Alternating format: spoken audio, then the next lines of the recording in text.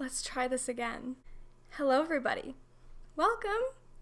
We're not in the salon today, unfortunately, but this is gonna have to do for now. Welcome to my humble home.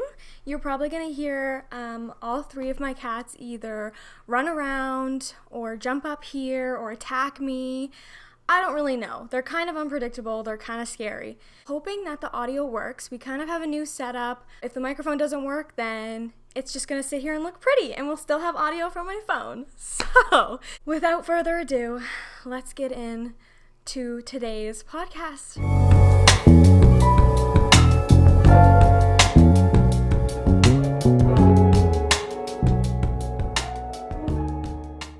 So, thank you for being with me, first of all. This is my very first podcast. Well, it's going to be my second one, but it's my very first one now. So, welcome. Thank you for joining. And everyone's new here, so I decided to do this podcast just for fun. Just to sit back and have something to listen to or watch just for fun. Who knows? Maybe you'll get a few educational things out of it. But today is more so storytelling than learning anything. Maybe this will help upcoming stylists, estheticians, anybody in the beauty industry that wants to go and work in a salary commission-based job. They can kind of take it with a grain of salt. Getting into my story. So basically, this was right when I graduated hair school. It actually started before I graduated hair school, but that was because I did my on-job training at this place. And it's basically just a story on how I lost my job 1 month in. It was the last month of school, and we were doing our last on-job training. So our on-job training was broken up into 3, so we had 100 hours in total. So it went 40 hours at one establishment, 20 hours at another, and then another 40 hours at another establishment. This basically just gets you in the groove of like working as a professional and not as just like a student. So anyways, I chose to do my placement at a salon that was super well known. It is super well known. They have a lot of different chains all over Nova Scotia. I want to do my on-job training. They do free education. It's salary commission. It was the perfect opportunity for me. And this was like the go-to place. Like everybody went to this place. So I was like, oh my God. Like I even used to go here when I was in high school to get my hair done. And I was like, this place is the shit. If I'm going to work anywhere, it's going to be here. I start my on-job training. Everything's going good. I get in my first day and I'm like, it's quiet. But you know what? It's fine. I brought my own clients in and everyone else was working. When I say everyone else, I quite literally mean the master hairstylist. It was just me and her. And I was like, last time I was in here, it was really busy. It was hard to get a job at this place, guys. Maybe it's a slow day. I don't know. On-job training lasted the week. Everything went super good. It was my last day. I was sitting in the break room and I was eating my lunch, and the master stylist comes out back and she's like, yeah, so I'm about to send a message to the salon lead and I'm quitting. Oh, I'm not even done my OJT, girl. Like, I need you here. What are you doing? And she was like, this place is just not it for me. I'm literally packing up my stuff and I am leaving. I was like, oh my God, like, why is this such a rush? And she's like, well, I just want to let you know that if you decide to quit this place, they do say you need 2 weeks notice, but they want you out that day. They will literally kick you out of everything. They will kick you out of your, like, tickets, all of your, like, client information, all of their, like, personal info so you can get in contact with them. They will, like, kick you out and take all that from you. They don't want anything to do with you. So just if you decide to take a job here, please be careful. And I was like, oh God, okay. Like, this girl, she's been there for a long time. Like, she was very important to this establishment and she dipped. I was like, you know what? That's fine. Whatever. You need to go move on and do your thing. I've never seen someone so anxious in my life. She's like, oh my God, here's my information. You need to give me a call or get my signature or anything. Or if you need me to talk to your instructors about anything, you just let me know. And I was like, thanks, girl. Like, best of luck. Hopefully we can, rekindle in the future. She's like, okay, I'm going to send the message. She sent the message, ran out, grabbed her mat and said, bye, and then left out the back door and drove away. In the next 5 minutes, the salon lead was at the salon and she was like, where is she?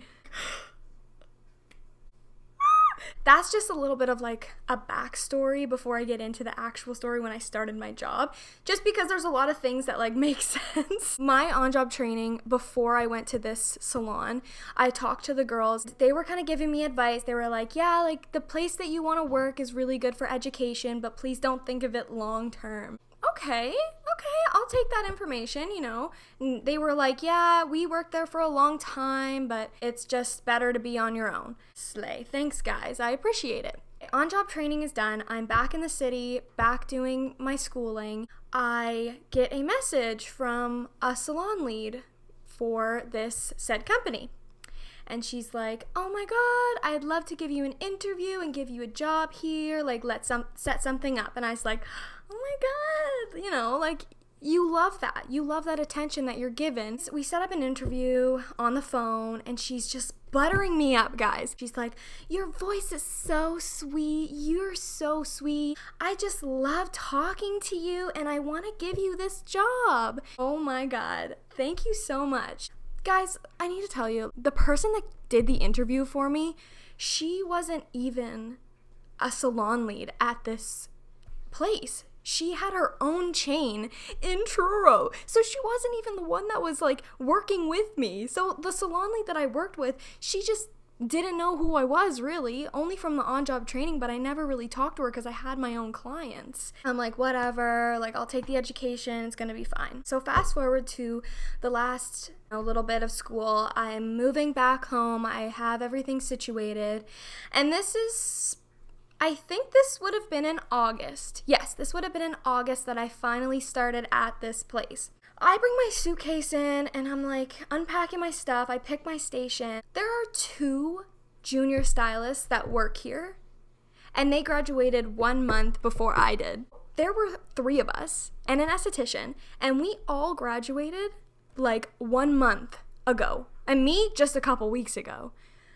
That's who we were working with. We didn't even have a master hairstylist working with us. It was literally just us. Like, okay, like, perfect. That's great, whatever. I didn't think too much of it. I'm like, whatever. Like, it's nice to have a master stylist to get advice from, but it's more clients for us. It's great.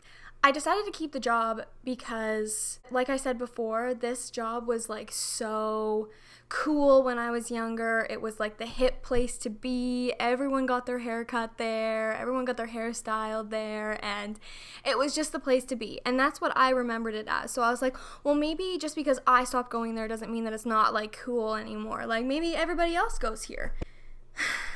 No. That was not the case. Nobody went to this place. I would say like 90% of our clientele was women from the nursing home. And that odd teenager that would just be like, I don't know, do whatever you want. That's what we had. I don't want to get into any of my experience there because it was definitely whack. I really don't think I had one good day working in that establishment. I'm not going to lie. And I was only there for a month. It was so bad that I almost quit. I left my suitcase there because the second I walked in, the place was a red flag. I'm starting to feel what this master stylist was feeling. I don't know how she did it for a decade. I was like this close to quitting my job, and honestly, this part's kind of a blessing in disguise, but it was still super weird. One day, we all come into work. At this point, there were 4 hairstylists and 1 esthetician. It was going smooth, like it was just like a quiet day like it always is. The salon lead that interviewed me, she was down with another person from the head office of this big franchise. And we were like, oh, like this is an education day, because she also ran our education classes. So we were like, this is an education day, like that's super weird. They were there, they wanted to talk to the salon lead, so they went for a walk around the mall. But they weren't seen for like over an hour. So no one was overseeing us. It was literally just all of our hairstylists just working away. And one of the stylists had a kid in, like a teenager, and he had a bucket hat in, and he placed his hat on the counter of like the reception desk. And we were like, okay, like he was just like, can I leave that there? And we were like, yeah, sure, why not? Like, go for it. Fast forward, none of us have clients at this point except for this one haircut. I'm sitting out back on my break and I'm like, where the hell are our salon leads? They're just gone. We were all kind of questioning it, and then the stylist that was working on the kid came out back and she was like, guys, my client, I kid you not, has head lice, covered in lice. And we were like, oh God. Everything that you learn in school just completely wipes out of your mind, and you just break down. You're like, what are we gonna do? Like, we're all gonna be infected with lice now. What the hell? I'm like, stop the service, stay back here, just give it a minute. I will go call the salon lead. I ring up the salon lead and I'm like, hey girl, we're dealing with something. Where is your ass? Oh, well, we're out getting lunch, you know? Okay, well, we're dealing with something. We have someone with head lice. What do we do? You know what this woman says? Oh, well, we can't be there right now, but continue the service. Just tell him, and don't style his hair. Just finish the haircut and send him on his way. I'm sorry. What? You want us to continue the service knowing that this child has head lice, and you just want us to continue using our implements? No way. That is not how we were taught. That is super illegal. When you find out someone has head lice, you stop the service and you say, look, I found some nits, I found some bugs in your hair, like, I advise you to go get some treatment. We can talk to your parents if you'd like, but we can't treat it here. Unfortunately, we are not trained to do so, but we cannot continue with the service, so sorry. He was halfway through his haircut. I would say his hair was as long as mine. Half of it was like just a short haircut and the other half was like this, and we were like, sorry dude, like, you gotta go. And he was just like, oh yeah, my mom told me to come here and get my haircut before we did the treatments. Like, we already knew that I had head lice. Oh my God. And you left your hat on the reception desk knowing that you had head lice, and your grown-ass mother sent you in knowing that you had head lice, thinking that, oh, if we cut your hair first before the treatment, it'll be fine. Oh my God, I can't even. We were like, whatever, man, it's not your fault. You're just a kid. Who cares? And we end up canceling the rest of the day because that's what you have to do. When you find an infestation, you don't know how long that service was. Like, you know, lice just jump from point A to point B, and he was infested. Months worth of like nits and bugs and stuff. So we canceled our day.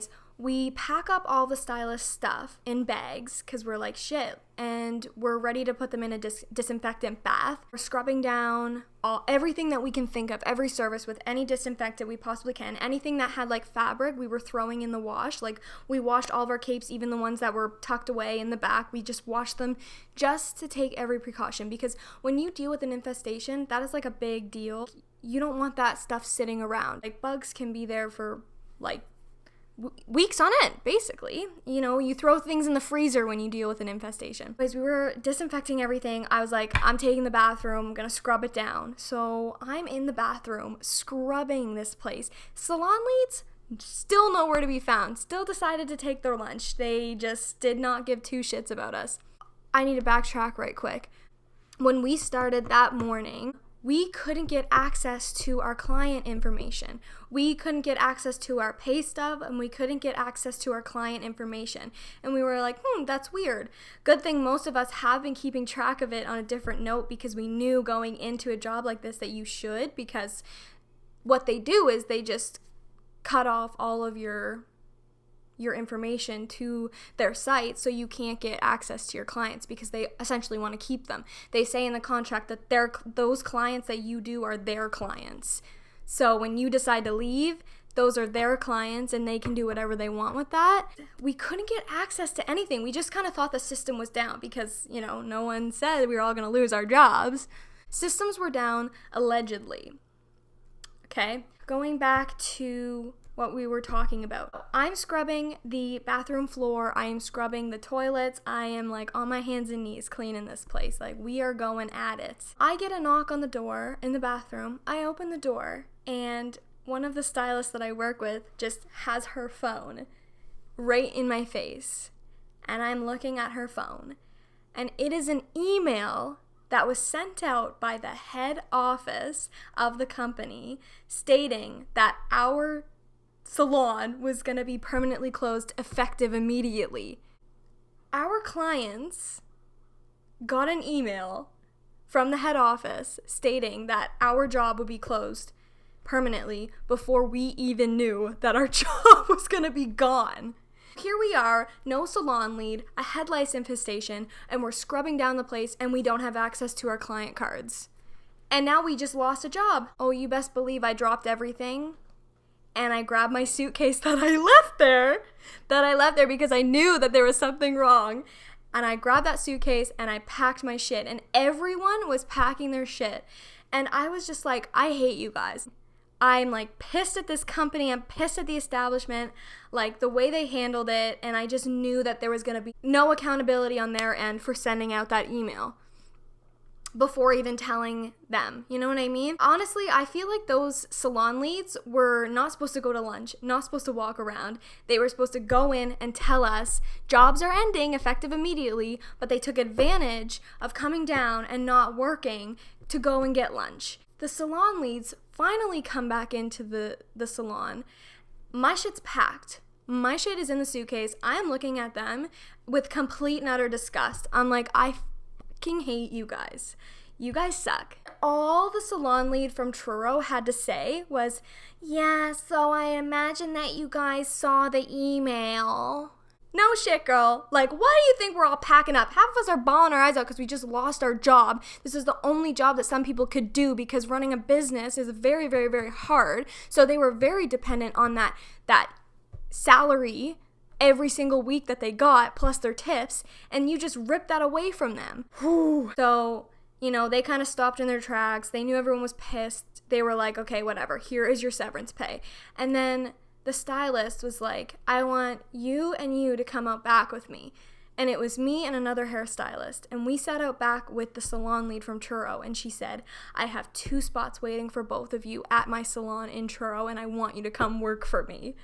And me and this girl looked at each other and we were like, fucking ew, first of all, for not offering everyone in here a job, because that's ridiculous, because everyone in here has graduated at the same time and our levels are the exact same. So we immediately were like, no, like, what is wrong with you? Absolutely not. And she was just like, I need you guys to just sit and think about it for a minute. Like, I'll reach out to you guys, like, in a couple days.